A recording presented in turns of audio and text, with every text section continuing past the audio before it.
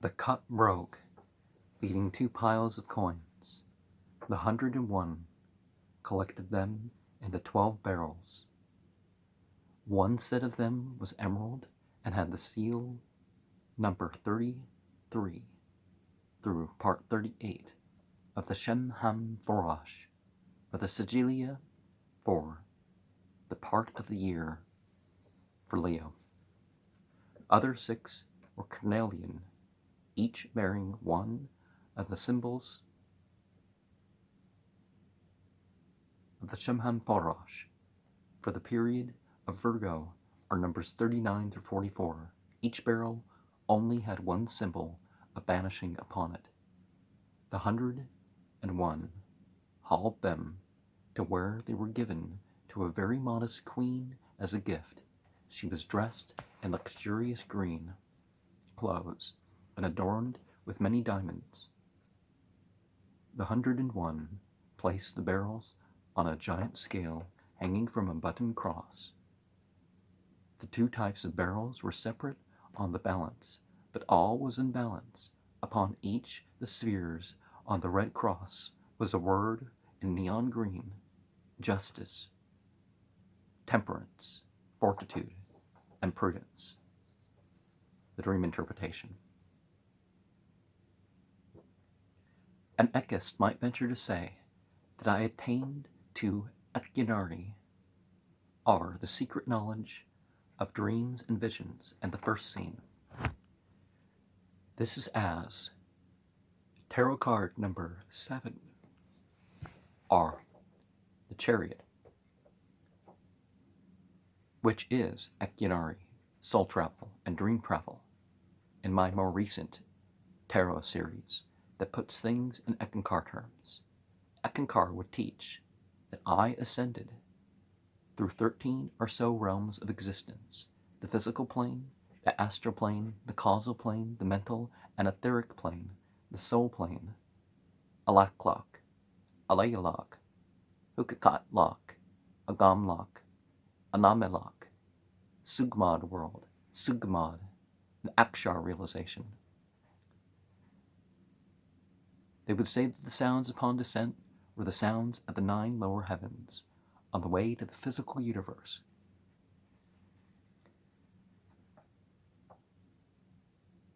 Is it just psychedelic projections? The second scene is about Canis Major, or the big dog. The big dog leads me faithfully to abundance, but my beatified knowledge and understanding of the blending of male and female is somewhat beyond my experience. Loyalty and a more productivity than needed or required are central issues. The third scene is attributes of the 4 of Cups, and the second decanta of Gemini, or Canis Major. The first scene is about Canis Minor, or the little dog. It is a symbol of variation. Such is the same with the ripening of the fruit of the mulberry and its grape-like bunches. The raccoon is said to be before the dog in both mythology and science. The raccoon is also another variation of that constellation. The silk of the silkworm that feeds off the mulberry fits in with the lovers meeting at this tree.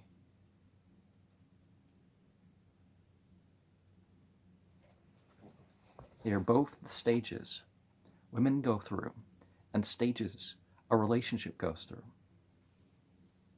She wears the modesty of what they share, whether dead or otherwise. He must go on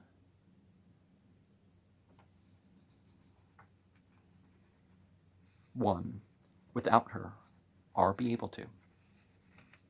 The lions were Leo and Leo Minor. The gazelle tracks are also Leo Minor. In that context, we have love, separation, and loneliness. Love is not contingent on presence or exact reciprocation. All relationships are a science, not contingent on presence or exact. All relationships are a science. The fifth scene is the attributes of the six of swords, and the second decant of Cancer or Canis Minor. The sixth scene is of Crater, Copper Crater, as the first decant of Leo. Corvus, the Raven or Crow, as the third decant of Leo.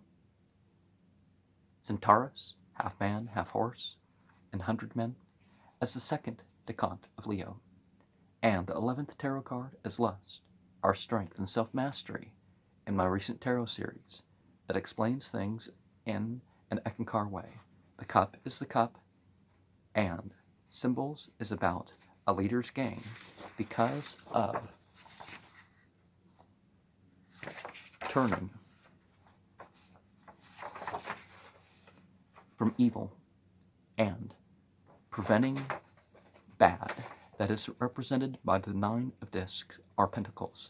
The breaking of it is the transformation of change that the raven represents, as the 2 of pentacles are discs. The centaur and his men represent the wealth and its aspiration that are categorized under the 10 of discs or pentacles, as well as Leo, lion, and Virgo, virgin. One clears out the problem and attains a balance of goals for the purpose. The red carnelian is a symbol of drive or passion. The purpose was to bring this wealth into the virgin for the sake of her passion, for the sake of her virtue that holds these in balance upon the scales of Libra. The emerald is a symbol of eternal life. The constellation of Crux has attributes of what the scales hang from. The ending is like the 9th and 8th tarot cards mixing together. The astrological and geometrical Eckankar tarot series. The typical laws of the Chila are giving harmony, purity, and perfection of soul. The standard of Danda, or the righteous law, addresses the rights of rulers and people. The 8th is adjustment or balance, or adjustment, justice, or balance. The middle path and unity in my recent tarot card series that uses Eckankar terms. The question that I must ask is if this is supposed to be 3 different women or sets of concepts are to be part of a single story. My dreams can relate to what I've read, watched, analyzed, or experienced. My dreams can be lessons for others or a different way to understand what I have studied. Now, some women are like dealing with a whole series of women. It's sometimes worth it. But let's reread the coins. There was both a blue coin and an orange coin to renounce Gop. There was both a red coin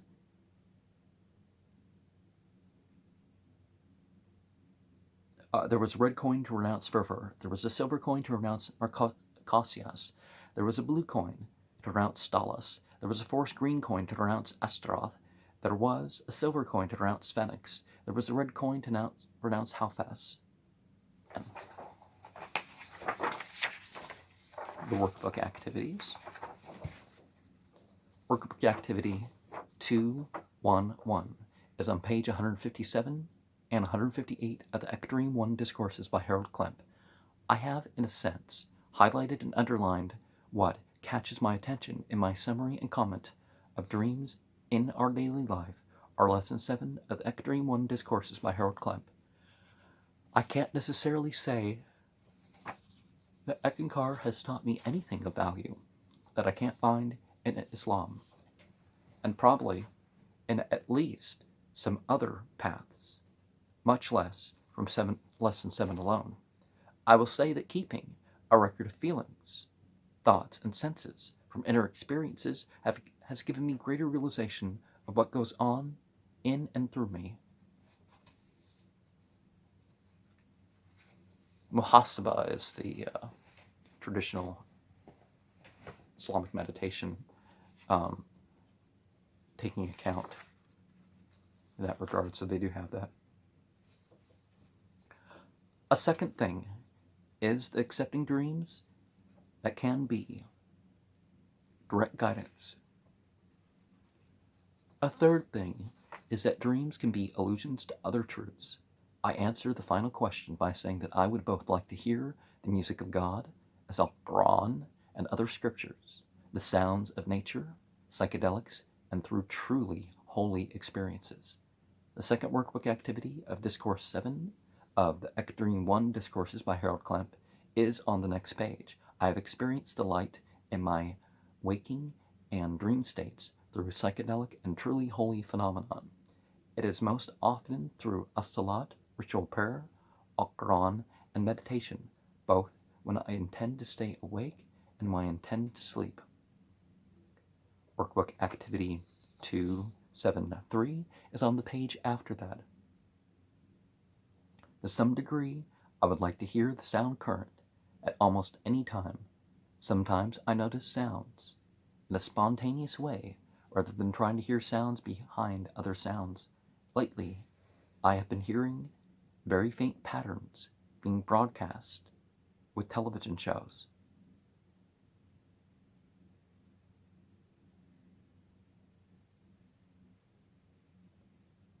Workbook Activity 374 is on the next page.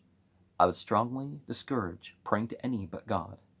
Who better to show you how God is manifested through creation than God? Who better to ask about the spiritual realities present in the physical universe than God? Psychologically, at least, you're limiting your connection, what you're going to.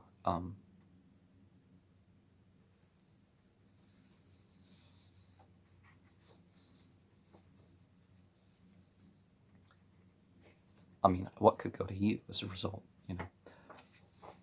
Turn the page and find the next workbook activity.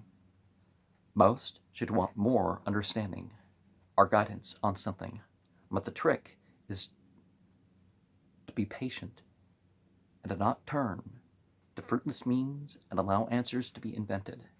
The Cassandra is wrong when correct and incorrect.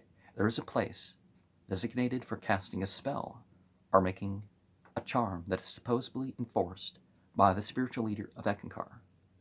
Does anyone who read what I wrote believe that a Mahanta personally reveals guidance or insight or protects anyone in such an individual way?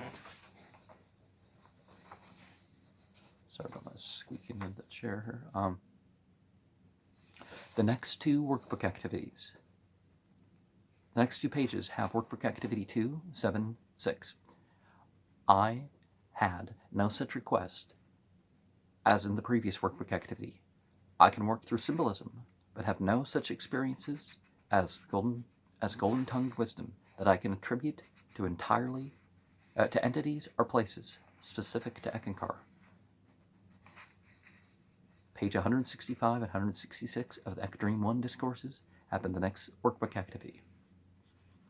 I dreamt about meeting a woman who was mentioned in international Eckankar literature before I went to the last Ek. To me, it means God as a verb, worship service. The gift was the reminder of the secretiveness that members really have about the true nature of their belief, and how most show embarrassment about some aspect of what Eckankar is and what it teaches. My dreams are mostly vague and relatively meaningless. I pay attention and keep track, but who wants to hear of every color and shape I dreamt about, or every wish fulfillment dream? My dreams give me awareness, even when they are not something worth focusing on. The last 3 pages are reserved for the final workbook activity of Lesson 7. Most of this music of God is mundane. Some of it is psychologically profound. Other sounds heard are too holy to remember, or relate in direct ways. I'm grateful for it all and try to make use of it as is right. Now, the confessions of others and some other such things like that are not things that I share on my channel. And sometimes I have dreams that aren't really for the rest of the people. I mean, that's usually what I have. So if I go months without sharing something, you know, no, I have my experience from me. And the same thing with you. Don't feel like you have to share anything that's a risk, you know, a risk. So remember to go accurate yourself.